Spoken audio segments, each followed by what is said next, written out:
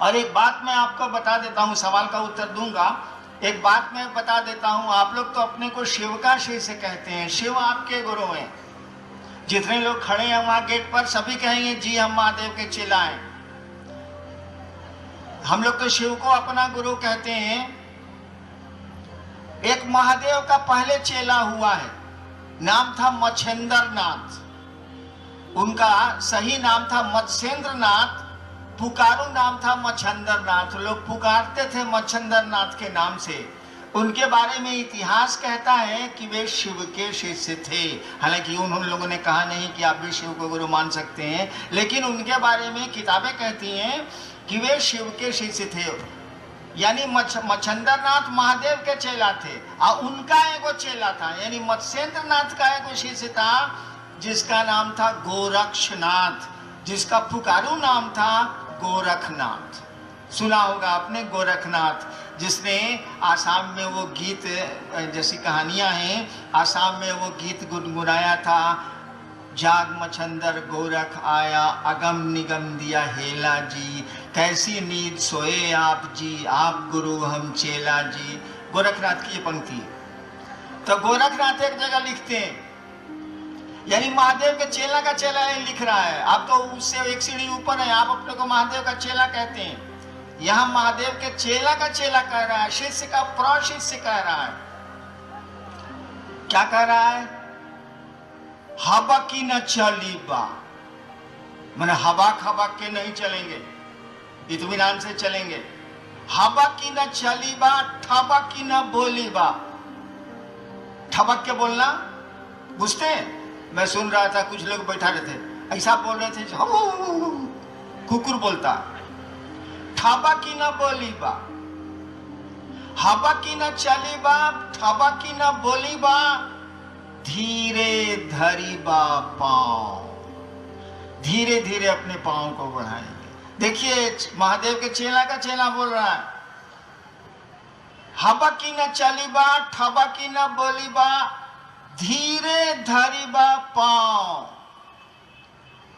गर्व न करीबा, गर्व नहीं करेंगे, अहंकार नहीं करेंगे, गर्व न करीबा, सहजे रहीबा, सहज रहेंगे, गर्व न करीबा, सहजे रहीबा, भणत गोरख राम। यानी गोरखनाथ कहते हैं कि हबक हबक के नहीं बोलेंगे, ठबक ठबक के नहीं चलेंगे। जोगी का लक्षण है, साधु का लक्षण है, धीरे धरीबा पाँव, धीरे धीरे अपने पाँव बढ़ाएंगे, गर्व नहीं करेंगे, सहज रहेंगे। देखिए, और आप लोग कैसा करते हैं? आप लोगों को तो लाज लगनी चाहिए, आप लोग तो महादेव के उससे भी ऊपर हैं। वो तो चेला का चेला बोला था। चलिए अब सवाल का जवाब देते हैं। 7 आदमी महाभारत युद्ध के बाद बचे हुए हैं, सात्विकी हैं, 5 पांडव हैं और एक खुद भगवान श्री कृष्ण है। 7 आदमी बचे हुए। सातों जाते हैं भीष्म पितामह का दर्शन करने के लिए। भीष्म पितामह सर सैया पर लेटे हुए हैं, बाण की सैया पर लेटे हुए हैं।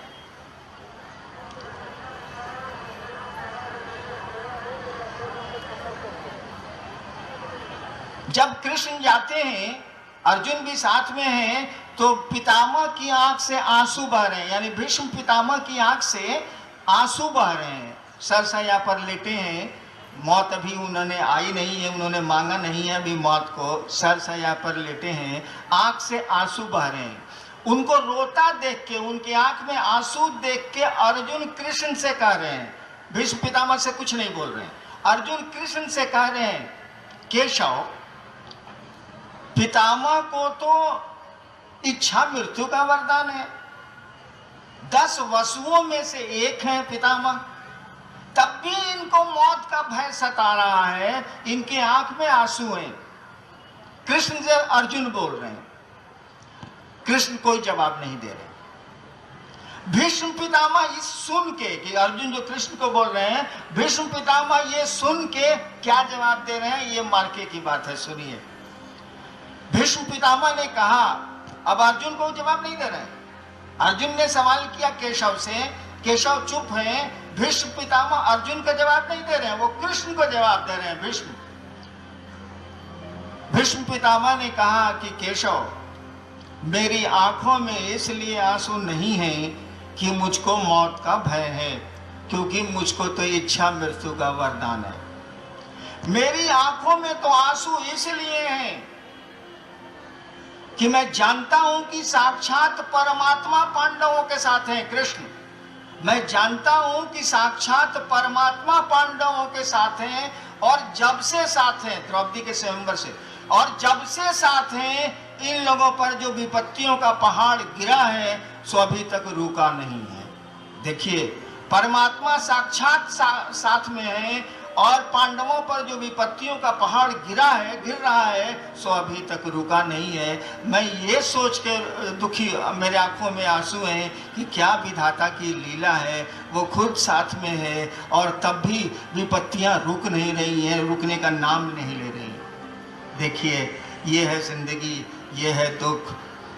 एक ही चीज हम आप कर सकते हैं, हमको आपको मालूम है कि रास्ता खराब मिल सकता है, मिलेगा ही मिलेगा। जिंदगी के रास्ते में आपको खराब सड़कें मिलेंगी ही मिलेंगी, मिलनी ही मिलनी है, कोई इससे बचा नहीं है। तो ऐसा तो कर सकते हैं कि सवारी ठीक चुन लीजिए।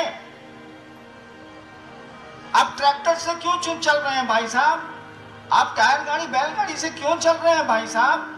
रास्ते तो खराब मिलेंगे, एक अच्छी गाड़ी की व्यवस्था कर लीजिए जिसमें शॉक एब्जॉर्बर होता है, स्प्रिंग होता है, सस्पेंशन होता है।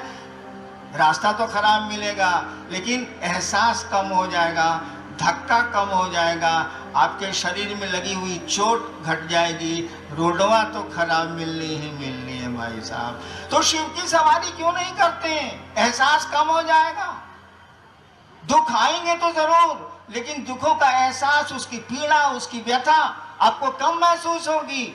मैंने तो देखा है जिंदगी में, मैंने मामूली दुख झेले हैं क्या,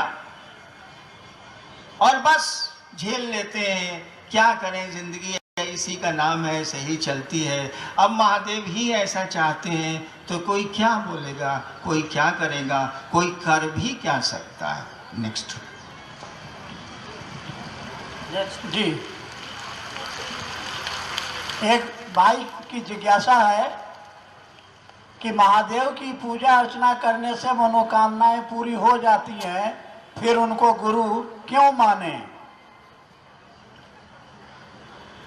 एक भाई ने पूछा है कि महादेव की कामना, ये पूजा अर्चना करने से मनोकामना पूर्ण हो जाती है, उनको गुरु क्यों माने?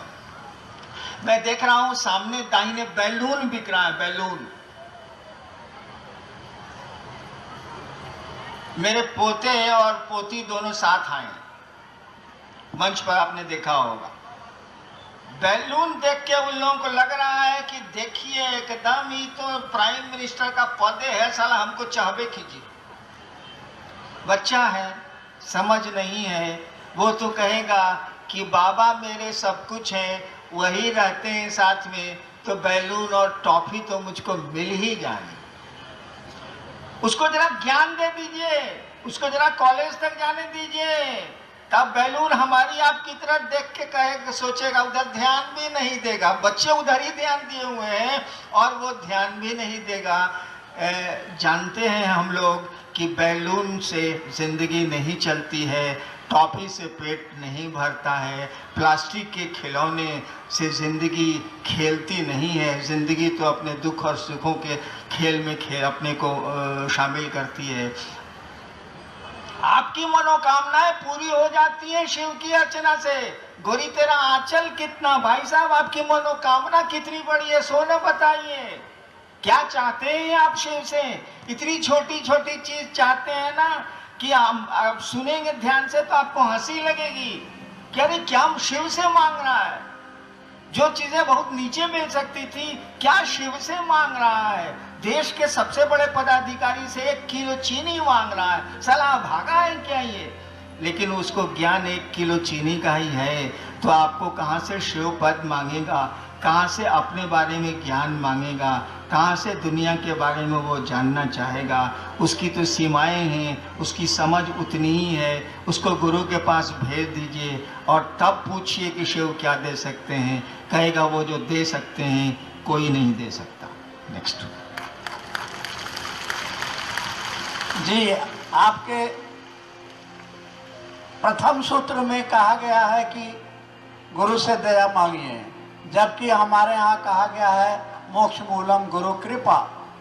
तो कृपा करके कृपा और दया शब्द में अंतर स्पष्ट करने की कृपा की जाए। अरे कृपा का मानी होता है करो और पाओ, सीधा बात। अर्थ तो कृपा का ऐसा नहीं है, समझने के लिए मैं कहता हूँ कृपा करो और पाओ। नौकरी कीजिएगा तो छुट्टी मिलने की कृपा आप पर होगी, पेंशन मिलेगा। नौकरी नहीं कीजिएगा तो रिक्शे वाले को सरकार छुट्टी नहीं देती है, वो करता ही नहीं है तो पाएगा कहाँ से? तनख्वाह उसको नहीं मिलती है सरकारी, क्योंकि नौकरी करता ही नहीं है तो तनख्वाह कहाँ से मिलेगी? कृपा का मानी होता है करो और पाओ। तपस्या करो और तब मिलेगा, नमः शिवाय करो तब मिलेगा, दया मांगो तब मिलेगा। हम लोग कहा कि महादेव का मामला है, छोट मोट मामला नहीं है भैया। शिवे गुरु है, अब उनसे बड़ा गुरु होता है ईश्वरी है, उनसे बड़ा गुरु होता ही नहीं है। हम लोग के जैसा फटीचर आदमियों नहीं होता। हम लोग कहा कि कृपा मांगेंगे तो फंस जाएंगे, कहेंगे करो तो देते हैं। हम लोग यहाँ साला फटीचर आदमी करेंगे कौन चीज? साला अपना दाल भात का फिक्र से दूसरा चिंता ही नहीं है, उसी में फंसे हुए हम लोग। हम लोग कहा कि हे महादेव आप दया करिए। दया का मानी होता है कि कुछ नहीं किए तब वो चाहिए। दया का मानी होता है कुछ नहीं किए तब भी चाहिए, जिसको मर्सी बोलते हैं। जहाँ नियम नहीं चलते वहां दया होती है। अरे आप तो बरसे का नहीं है भाई, गजवाल है।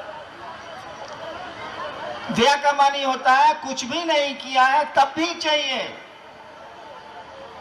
सब गड़बड़ हो गया है तब भी हमको सही चीज चाहिए। दया का मानी होता है यानी मर्सी, दया। कृपा का मानी होता है करो और पाओ, करोगे तो मिलेगा। चलिए नेक्स्ट। जी, सोनारपुर से प्रीति गुरु बहन का की जिज्ञासा है कि शिव को गुरु बनाने से हमें क्या मिलेगा? शिव को गुरु बनाने से हमें क्या मिलेगा आप बताइए। पढ़ने से आपको क्या मिलेगा भाई जी? शिव भी गुरु मिलेंगे होंगे तो आपको शिव बनाएंगे। जिंदगी में जीने की कला तो सीख लीजिएगा, दुखों से निकलने का उपाय तो सीख लीजिएगा। शिव में मिलेंगे, आप क्या हैं ये जान तो जाइएगा। नेक्स्ट। जी, शिव शिष्यता में भोजन की पवित्रता और विचार की पवित्रता पर कोई जोर नहीं दिया गया है, ऐसा क्यों? भैया हम महादेव को गुरु माना था तो खाली सोचा शिव मेरे गुरु हो गए, हम ही सब कुछ सोचवे नहीं किया तो आपको कहला सोचवावे। इसीलिए हमने कोई नियम ही नहीं बनाया। और शिव जब गुरु होंगे उनका शिष्य बनने के लिए तो भाई समुद्र का मछुआरा भी बनेगा, वो मछलियों पर जीवन पालने वाले लोग भी बनेंगे, सब्जी पर अपना जीवन चलाने वाले लोग भी बनेंगे। शिव गुरु होंगे तो इन नियमों को कैसे लागू कर सकते हैं आप? नियम तो गुरु का चलेगा ना, शिष्य का तो नहीं चलता है। चलिए नेक्स्ट। जी, एक भाई ने जानना चाहा है कि ये गुरु दक्षिणा क्या होती है? अब मैं नहीं बोलने जा रहा।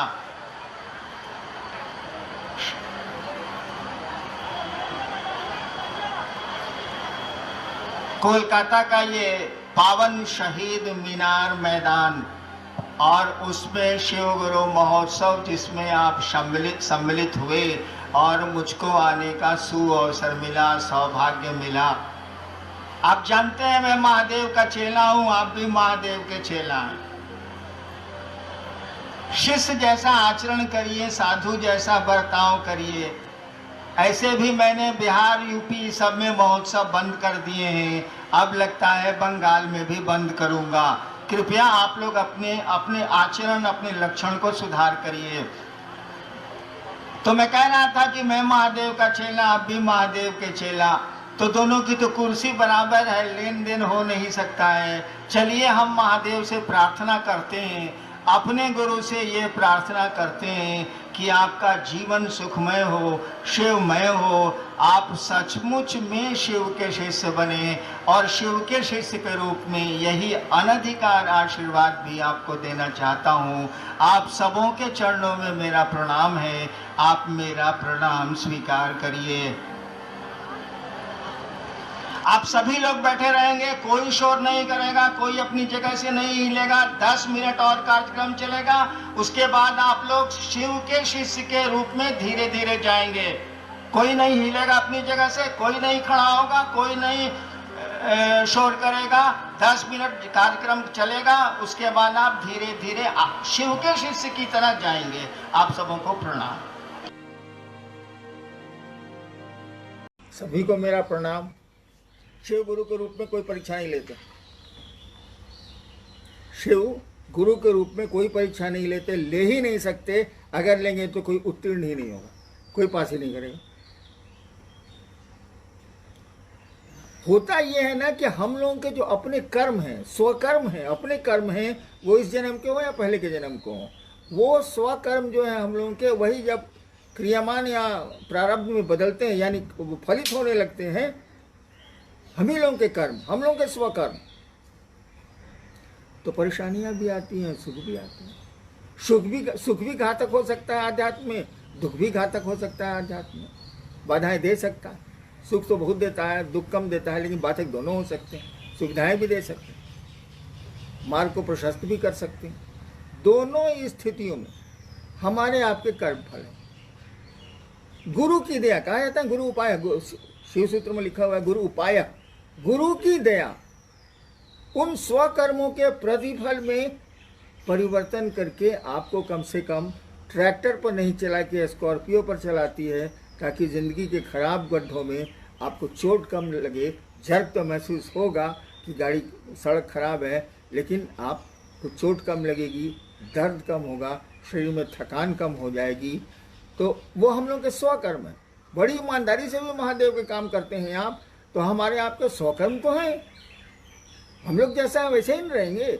उनकी दया ही उसको उसमें परिमार्जन करती है, परिवर्तन करती है। जी भाई पवन जी हैं हुगली बंगाल से। साहब, आपने कहा है मनुष्य के सहज प्रेम से परमात्मा लभ्य हैं। ये सहज प्रेम क्या है और क्या कोई दुर्लभ प्रेम भी है? सहज प्रेम से परमात्मा लभ्य है। हाँ, मैंने कहा सहज का अर्थ होता है स जोड़ जौ, मैंने साथ में जो जन्मा हुआ है, यानी जो हमारे साथ पैदा हुआ है। यानी प्रेम तो हम लोग के साथ पैदा होता है, माँ को करते हैं, पिता को करते हैं, घर को करते हैं, खिलौनों को करते हैं। प्रेम तो हम लोग का स्वाभाविक है, भय भी है स्वाभाविक। बहुत सारी वृत्तियां हैं जो जन्मजात हैं, वो पैदाइशी होती है। तो प्रेम भी है। प्रेम जो जगत की ओर चला है, खिलौने के लिए बच्चे मार कर रहे हैं, झगड़ा कर रहे हैं अपने ही सहोदर भाई से, जबकि पिता ने दोनों को खरीद के दिया है, दोनों साथ था, दोनों देखे हुए, तब भी खिलौने के झगड़ा हो रहा। तो खिलौनों के लिए झगड़ा प्रेम का द्योतक है, आकर्षण का द्योतक है। यही आकर्षण और प्रेम अगर खुदा के प्रति हो जाए, तो शिव के प्रति हो जाए, तो बस यही सहज प्रेम से वो परमात्मा लभ्य है। प्रेम के क्या कहिएगा, हथियार को शिव की ओर मोड़ो, परमात्मा की ओर करने की जरूरत नहीं है। प्रेम में खुद ही इतना बल होता है, आकर्षण होता है कि आपको खींच के ले ही जाएगा, उधर आपको बढ़ाएगा ही बढ़ाएगा। आसान नहीं है, ये स्वाभाविक स्थिति नहीं है कि जगत से पारलौकिक जगत में शिव की ओर चला जाए, ये आसान नहीं है। तो इसके लिए गुरु अच्छे मिल जाए तो वो आपको धीरे धीरे धीरे धीरे घुमा देते हैं, वो टर्न करते हैं, स्टीयरिंग को बहुत स्लोली काटते हैं ईश्वर की ओर, ताकि आपका लौकिक जगत भी छीने नहीं हो, पारलौकिक जगत भी मिले। दोनों में एक समानांतर, एक बैलेंस, एक सामंजस्य गुरु बनाते हैं। भाई विनोद जी हैं गैंगटॉक से। कि साप्ताहिक चर्चाओं में अभी तो कोरोना काल में बंद किया गया है, लेकिन पहले भी जब चलता था या अभी भी जो लोग फ़ोन से बातचीत करते हैं, तो वो लोग कहते हैं कि मेरे पड़ोस में कोई बीमार हो गया या मेरे घर में कोई दूसरा व्यक्ति बीमार हो गया है, तो क्या उसके लिए दया मांगी जा सकती है? दूसरों के लिए अगर दया मांगी जा सकती है तो किस तरह? किस तरह? भाई दया मांगना है कोई तरीका? कोई स्पेशल डिजाइन है कि पाँव ऊपर कर लेना, मुड़ी नीचे कर लेना? दया मन की चीज है, मन मांगेगा। ऐसा थोड़ी है कि सिद्धासन लगा के दया मांगिएगा, पद्मासन लगा के दया मांगिएगा, लंबा लेट के दया मांगिएगा, ऐसा कुछ नहीं है। अरे मन दया की याचना करेगा ना, दूसरों के लिए दया मांगी जा सकती है। लेकिन उसकी देख लीजिए उसकी स्थिति क्या है। वो खुद भी अगर दया मांग सकता है तब बीच में आप उंगली कहाँ डाल रहे हैं, उसको सिखाइए। उसके जीवन में बहुत सारी घटनाएं ऐसी होंगी जहां आप नहीं होंगे, तो ये दया उसके द्वारा सीखी गई दया मांगने की प्रक्रिया उसको मदद करेगी। दया मांगने में कोई दिक्कत नहीं है, मांग सकते हैं, लेकिन उसको क्यों नहीं सिखलाते हैं? उसको भी सिखलाइए। कहीं कितनी देर आप उनके लिए दया मांगेंगे? उसका जीवन का अंतराल लंबा है ना। जी भाई नारायण जी हैं धुलाबारी नेपाल से, कि जिस तरह से कोरोना संक्रमित लोगों की संख्या में वृद्धि हो रही है, इस त्रासदी के माहौल में मनसा वाचा कर्मणा गुरु कार्य नहीं हो पा रहा है, इसका समाधान क्या है? हम क्या करें? अरे गुरु कार्य नहीं हो पा रहा है। गुरु कार्य क्या क्या है बताइए? एक तो है आप चर्चा करना, उसी को एक गुरु कार्य समझते हैं, बाकी किसी को तो हम लोग समझते नहीं, ताकि उसमें मजा आता है। दूसरों को समझाने में आदमी सुखानुभूति अनुभव करता है, अच्छा लगता है। साले को समझाए, बड़ी उठ रहा था, शिव से बनाए, और शिव से को किसी शिव को समझा रहे हैं तो लेके हाँ साले हम सीनियर है ना, तो समझाए ना साले को। तो देखिए आत्म संतुष्टि होती है, आत्मतुष्टि होती है, और ये अहंकार का द्योतक है, ये अहम भाव का द्योतक है, ये मैंपन का द्योतक है, ये मैं आपका मजबूत हो रहा है, इसका द्योतक है, जो आध्यात्म में बाधक होगा। तो शिव चर्चा केवल करना गुरु का कार्य थोड़ी है।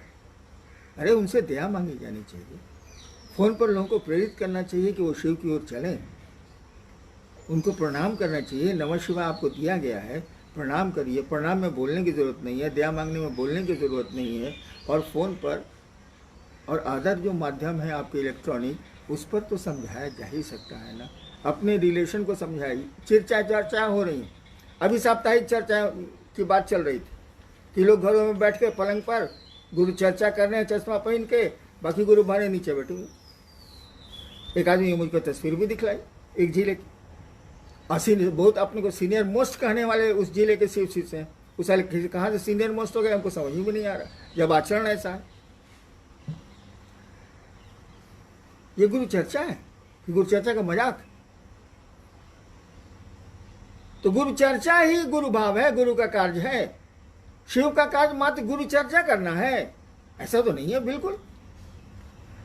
अरे शिव से लोगों को जोड़ना है, ये गुरु चर्चा के माध्यम से होगा,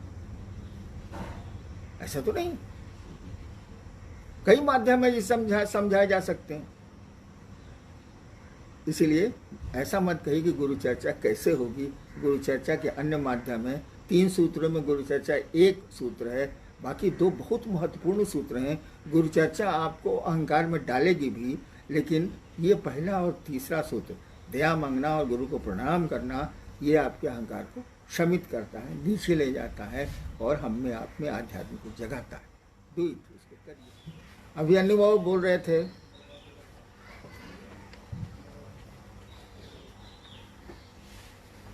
आज की स्थिति पर, कोरोना के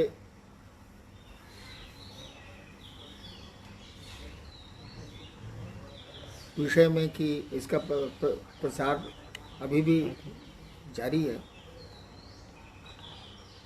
लेकिन हमने भी सुना है कि कई स्थानों पर लोग कमरे में या बरामदे में गुरु भाई बहनों को बुलाते हैं। मैंने तस्वीरें भी देखी हैं, छपरा हुआ, रोहतास हुआ, अन्य जिले भी हैं। ये लोग साप्ताहिक चर्चाएं करती हैं। अमूमन वही लोग करते हैं जो पुराने शिव शिष्य हैं। नए लोग बात सुन लेते हैं, पुराने लोग तो भाई सीनियर हैं तो कैसे सुनेंगे। लेकिन ये बात ठीक नहीं है। शिव शिष्य दूसरों का ख्याल रखते हैं, अपनों का ख्याल रखते हैं। हम लोग दूसरों के दुश्मन बन जाते हैं, समाज के हम लोग शत्रु हो जाते हैं। मित्र भाव या सहृदयता का भाव हम लोगों के पास है ही नहीं। जैसे जैसे शिव शिष्यता हमारे आपके मन में प्रवेश करती है, मैं देख रहा हूँ कुछ लोगों को, कुछ ही लोग हैं जो समाज के शत्रु हो गए, लोगों के शत्रु हो गए, परिवार के शत्रु हो गए। वो जरा भी ख्याल नहीं रखते कि बीमारियां फैलती हैं तो उनको रोका कैसे जाए, उनसे दूरी कैसे बनाई जाए। चर्चा इन लोगों को लगती है यही महादेव। शिव चर्चाएं जो हो रही हैं या होती थी पहले, लोगों की उत्कंठा इतनी ज़्यादा है शिव चर्चाओं के माध्यम से कि लगता है कि शिव की कोई कीमत ही नहीं। शिव चर्चा की कीमत है क्योंकि उसमें सम्मान छिपा हुआ है, एक मोहल्ले में वर्चस्व छिपा हुआ है, एक इलाके में आपका अदब छिपा हुआ है, आपका सम्मान छिपा हुआ है। लेकिन शिव की कीमत नहीं रह गई है। मैं तो कहता हूं ये लोग शिव शिष्य नहीं है, ये लोग चर्चरिया हैं, चर्चा के शिष्य हैं। मैंने ऐसा कभी नहीं कहा कि आप चर्चा के शिष्य हो जाएं, मंत्रों के शिष्य हो जाएं। आपको हमको शिव का शिष्य बनना है। महादेव हम लोगों के गुरु हैं, शिव हम लोग उनके गुरु हैं, हम लोगों ने उनको गुरु माना है, तो उनकी कीमत न ज़्यादा होगी। आदमी का स्वभाव है कि जिस चीज़ का महत्व वो ज़्यादा लेता है उस ओर उसका आचरण होता है, उस ओर उसकी दिशा होती है।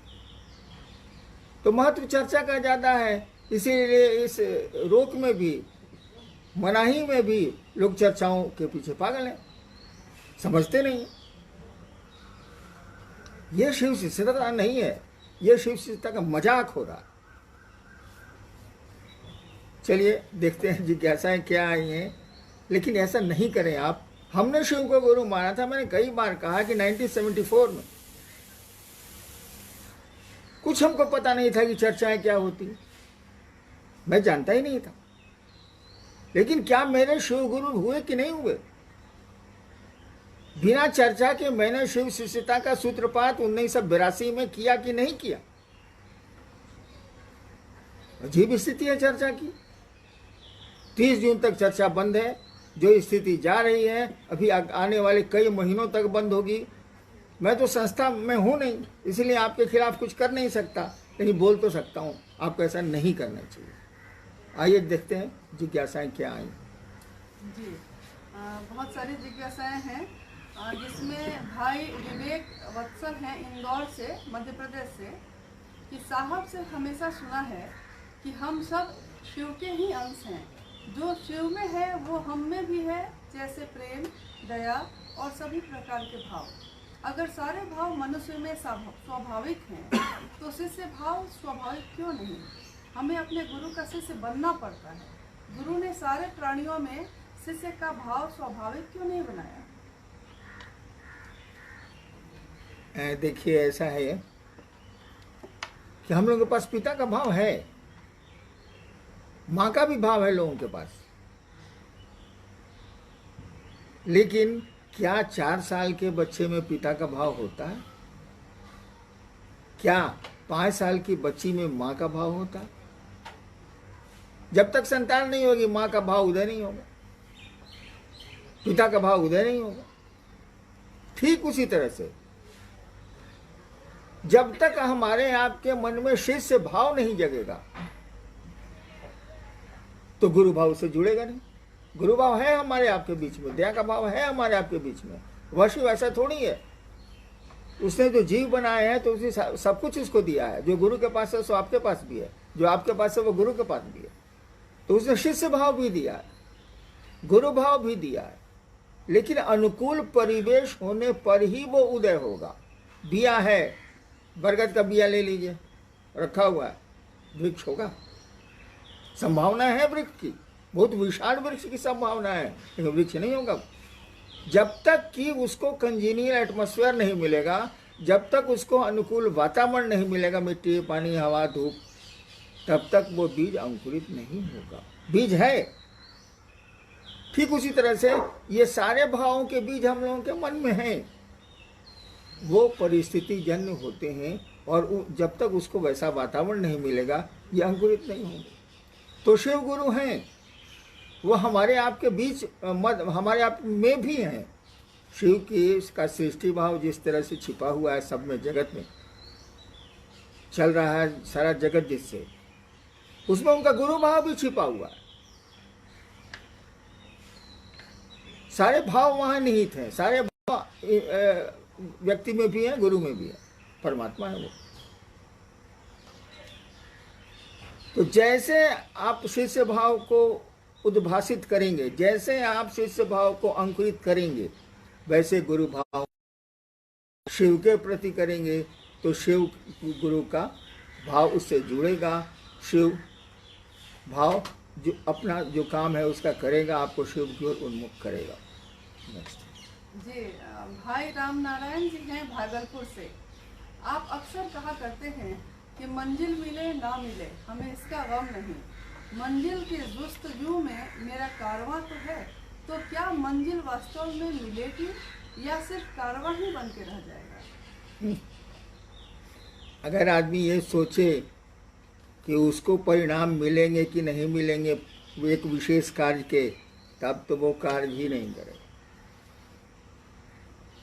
वो सुना है ना भाई साहब कि जब से चला हूं मंजिल की ओर, कभी मील का पत्थर नहीं देखा। कितना किलोमीटर गए, वो इतना पहुंच गए, मील का पत्थर नहीं देखा। तो मंजिल मिले ना मिले, भैया शिव को पाना तो आसान नहीं है, शिव तक पहुंचना तो आसान नहीं है, लेकिन उस दिशा में चलने में क्या है? चलेंगे हम। मैं बहुत पहले कहा करता था, मेरे पिताजी बहुत क्रुद्ध होते थे मुझ पर कि तुम अपना काम छोड़ के सब कौन धंधा करता है, महादेव महादेव क्या करता है। तो हम कहते थे कि कोई गंदी आदत किसी बेटे में हो और बेटा सियाना हो गया, और मैं तो डिप्टी कलेक्टर हो गया था, तो पिता की बात नहीं सुनता है। पिता लाख समझाता है कि गंदी आदत छोड़ो, वो सुनता ही नहीं।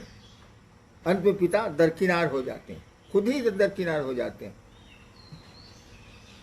तो नहीं छोड़ता। तो हमने कहा कि मैं महादेव महादेव करता हूँ, देखता हूँ यहाँ क्या होता है।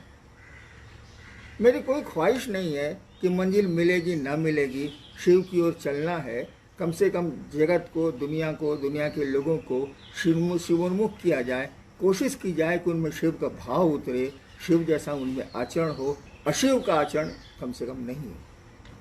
जी, भाई ओम जी हैं विराटनगर नेपाल से। कि शिष्यानुभूति में आपने लिखा है कि किसी भी परिस्थिति में शिष्य के लिए शिव गुरु की मात्र साकार स्थिति स्वीकार नहीं है। तो गुरु की साकार स्थिति क्या है, निराकार स्थिति क्या है? किस स्थिति में हम निराकार को स्वीकार करें या साकार को अंगीकार करें? देखिए, आप भी साकार हैं कि नहीं है इस पर संदेह, ये उनका सवाल है। ओम जी नेपाल से। ओम जी, आप शरीर हैं कि शरीर से अलग हैं? ये आपका शरीर है, ये एक पर्टिकुलर एक आदमी का शरीर है। आप तो मन भी नहीं है। क्यों? आपकी आप कहते हैं कि आज मेरा मन नहीं है, बाजार नहीं जाएंगे। जैसे आदमी बोलता है कि आज मेरा पाँव दर्द कर रहा है, मैं नहीं जाऊंगा, तो पाँव थोड़ी है। मेरी चप्पल टूट गई है, इसका मन आप चप्पल है। मेरा मन दुखी है, इसका मन आप मन है। आप मन भी नहीं है, आप शरीर। शरीर के कितने अवयव बदल जाते हैं। आप चिकित्सा विज्ञान देखिए, चिकित्सकों द्वारा बदल दिए जाते हैं, डॉक्टर्स बदलते हैं, तब भी आप वही रहते हैं। शरीर के अंग प्रत्यंग बदल जाते हैं, दूसरे अंग लग जाते हैं, तब भी आप वही रहते हैं, आप नहीं बदलते हैं। आप मन भी नहीं है, आप हैं कौन? Who are you? आप कौन है? वो साकार है कि निराकार है? अभी साकार है, लेकिन ये आकार तो उसका बदल रहा है। एक छोटा सा बच्चा गोदी में एक दिन इतना बूढ़ा हो गया, फोटो पहचानिएगा। मेरी बचपन की तस्वीर देख के जिसने नहीं जाना है वो नहीं कह सकता यही हरिनारायण है। बचपन का आकार बदल गया, शरीर बदल गया, रूप रंग बदल गया, सब बदल गया, लेकिन हरिनारायण तो है, वो बच्चा हो या बूढ़ा हो। तो देखिए, वो आकार तो बदला, हरिनारायण का कोई आकार तो है नहीं। अभी आकार है जो बदल रहा है, बदलता जा रहा है। इस शिव के साथ भी यही, आकार माने तो शिव साकार हैं, आकार नहीं माने तो विश्व मूर्ति कहा ही जाता है। नमस्ते नमस्ते वो विश्व मूर्ति, वो विश्व की मूर्ति है, दिशाएं उनका पोशाक है, अंबर है। तो व्यक्ति को जो मन करे, वो साकार स्थिति हो या निराकार स्थिति हो, कदम तो बढ़ाए। साकार को पकड़ना थोड़ा आसान होता है, लेकिन निराकार ही साकार कोई भी मान लीजिएगा तो नहीं चलेगा। हमको आप शरीर में मान लीजिएगा तो कैसे चलेगा? मेरे मरने के बाद एक सत्ता थी हरिनारायण, जिसने ऐसा किया ऐसा किया ऐसा किया, बुरा किया अच्छा किया। इसीलिए निराकार साकार में बहुत माथा नहीं लगाना है। जो साकार है उसी में निराकार है, जो निराकार है उसी में साकार है। जी बहन नीलू जी हैं मिजोरम से। साहब आपसे सुना है कि लौकिक जीवन में पारलौकिक को शामिल करो तो जीवन सुंदर हो जाएगा, और पारलौकिक में लौकिक को शामिल मत करो। आखिर यह लौकिक पारलौकिक क्या है? इस लोक को जब आप परलोक के सिद्धांतों और कर्मों में शामिल करेंगे तो गड़बड़ है।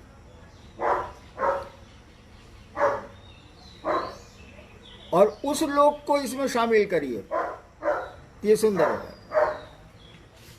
जैसे धरती पर का कोई काम है, उसमें शिव को शामिल कीजिए, उसमें अपने गुरु को शामिल कीजिए, वो काम सुंदर हो। आपकी थकान कम हो जाएगी, आपकी परेशानी कम हो जाएगी। विज्ञान कहता है कि सूक्ष्म कामों में किया गया या दूसरों की सहायता में किया गया काम में मन थकता नहीं है, शरीर थकता नहीं है, कम थकता है। तो क्या कह रहे थे? जी लौकिक पार। हाँ, तो इस लोक में अगर परलोक को आप शामिल करेंगे, वैसे शामिल है वो, उसको हटा नहीं सकते आप, करेंगे तो आपको दिक्कत होगी। जगत में तरह तरह के भाव हैं, वहाँ कुछ भाव नहीं चलते,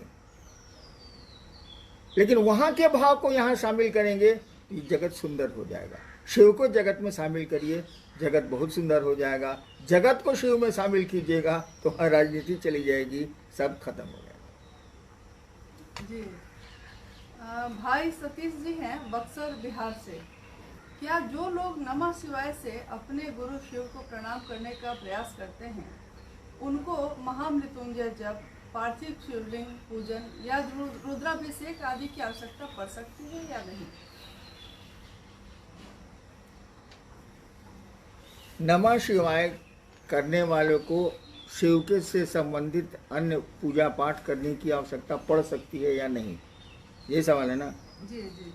देखिए, नमः शिवाय शिव का संपूर्ण मंत्र है। नमः शिवाय जो मंत्र है उसका अर्थ शिव को प्रणाम है। शिव के हजारों नाम हैं, वो हजारों नामों को प्रणाम जाता है। एक शिव को प्रणाम करिए तो सबको प्रणाम, हरिनाम को प्रणाम करिए तो सबको प्रणाम जाएगा। मैं ज्वाइंट सेक्रेटरी भी था, मैं ड्राइवर भी हूँ, बहुत काम मैं जानता हूँ। तो वो सारे काम को एक साथ हम ही को प्रणाम कर लिया तो सब काम हो गए। मुझको आप कहें कि मुझको गाड़ी से ले जाके वहाँ पहुँचा दिए, मैं पहुँचा दूंगा, मेरा काम ड्राइवरी करना थोड़ी है। लेकिन हरिनाम से जुड़े हैं तो हमको जो जो आता है वो काम मैं आपको कर दूंगा। तो शिव से जब जुड़िएगा, कहा जाता है नमः शिवाय शिव के समग्र स्वरूप को प्रणाम है। समग्र, उनके जितने स्वरूप हैं, अपने रूप हैं, रूप तो जगत भी है, स्वरूप उनके जितने हैं, महाकाल हैं, मृत्युंजय हैं, अघोरेश्वर हैं, महादेव हैं, शिव के समग्र स्वरूप को नमः शिवाय प्रणाम करता है, प्रणाम निवेदित करता है नमः शिवाय। अब जप करते हैं आप, जप अगर मंत्रों का जप अगर सही ढंग से करते हैं, यानी उसमें भाव प्रणाम हो रहा है, नमः शिवाय का मानी अगर चैतन्य और अर्थ उसमें जा रहा है, आपके मन में आ रहा है, शिव को प्रणाम हो रहा है, अगर मन अनुक्रम से शिव को प्रणाम कर रहा है, तो मेरा अपना विचार है किसी अन्य पूजा पाठ की कोई आवश्यकता नहीं है। और देवताओं को प्रसन्न करेंगे आप तो शिव प्रसन्न नहीं होंगे, लेकिन शिव को प्रसन्न कर लेंगे आप तो सभी देवता प्रसन्न हो जाएंगे। वो तो नाम ही है महादेव, मैंने देवताओं में महादेव। जी भाई रोहित जी हैं हुगली बंगाल से कि आपने लिखा है कि हे महेश्वर, तुम्हें जानना, समझना और पहचानना अनुमानस की सीमा से बाहर की बात है। तुम जैसे भी हो, तुम्हें बारंबार नमस्कार है। तो शिव के शिष्य खुद में किस शिव को जानने अध्यात्म में अग्रसर होते हैं या हो रहे हैं? महादेव 2-3 थोड़ी है। महादेव वही है जिसकी पूजा होती है मंदिरों में, जिसके गीत गाए जाते हैं गांव घरों में। महादेव तो वही है, वही गुरु है, वही सब कुछ है। शिव के शिष्य भी उसी महादेव को मानते हैं जिसको सारा जगत मानता है, सारा भारतवर्ष मानता है। हम लोग शिव को महादेव के रूप में भी पूछते हैं, जिस रूप में कहिएगा उस रूप में पूछते हैं। मंत्र एक ही है, नमः शिवाय, यानी शिव को प्रणाम। शिव के शिष्य और बाहर के लोगों के महादेव में कोई भेद नहीं है, कोई अंतर नहीं है, हो ही नहीं सकता है। शिव तो अपने अकेले है, वो एक ही सत्ता है। नाम जितने मन करे दे दीजिए, सत्ता तो वही रहे। जी भाई सुनील जी हैं 24 परगना बंगाल से, कि संसार में शरीरधारी गुरुओं की परंपरा चली आ रही है। जब शिव को गुरु मानने को कहता हूँ किसी को, तो लोग कहते हैं कि गुरु एक ही बनाया जाता है, इसीलिए अब दूसरा गुरु नहीं बनाऊंगा। तो क्या कह के समझाऊं, समझ नहीं पाता। पहले इन्होंने अपने बच्चे को प्राइमरी से मिडिल में भेजा है कि नहीं? जो सवाल कर रहे हैं कि एक ही गुरु बनाया जाता है, इन्होंने अपने बच्चे को प्राइमरी से मिडिल में भेजा है कि नहीं? मिडिल से हाई स्कूल में भेजा है कि नहीं? हाई स्कूल से कॉलेज में भेजा है कि नहीं? कॉलेज से विश्वविद्यालय में भेजा है कि नहीं? अगर इतनी जगह गुरु ये बदल सकते हैं, तो अपने उस जीवन के लिए गुरु बदलना अपराध है क्या? कभी नहीं हो सकता। दत्तात्रेय जी के बहुत गुरु हैं, मेरे 20-21 गुरु हैं, लास्ट में जाके शिव गुरु हुए। अरे भाई, बच्चों के ज्ञान के लिए गुरु बदले जाते हैं, रोगी की चिकित्सा नहीं ठीक से होती है तो डॉक्टर्स बदले जाते हैं। आपको ज्ञान सही नहीं मिल रहा है, अगर आपको लगता है तो गुरु बदले जाएंगे। और जब शिव को गुरु मान ही लिया, तब तो आप हाईएस्ट पर हैं, तब तो आप सर्वोच्च पर हैं। अब तो आप बदल ही नहीं सकते, क्योंकि अब उससे ऊपर कुछ होता ही नहीं, कोई गुरु ही नहीं है। वो महेश्वर है, वो ईश्वर है, सर्वोच्च गुरु है। इसीलिए गुरु बदले जा सकते हैं भैया। दत्तात्रेय जी के गुरु इतने हुए, आपने भी विद्यालय बदला होगा, प्रश्नकर्ता ने भी विद्यालय बदला होगा, प्राइमरी से मिडिल, मिडिल से हाई, हाई से ऊपर भी कॉलेज, आपने भी गुरु बदला होगा। गुरु के बदलने से गुरु के प्रति श्रद्धा नहीं खत्म होती है, वो रहती है, लेकिन पढ़ाई बदल जाती है। 8वें क्लास की किताब 9वें में नहीं चलती है, लेकिन 8वें का जो आपका पुराना शिक्षक है वो मिलेगा, तो उसको आदर जरूर दीजिएगा। अगर आदर नहीं देते हैं तो आप सही आदमी नहीं हैं, आप गड़बड़ करिए। आप सबों को मेरा प्रणाम।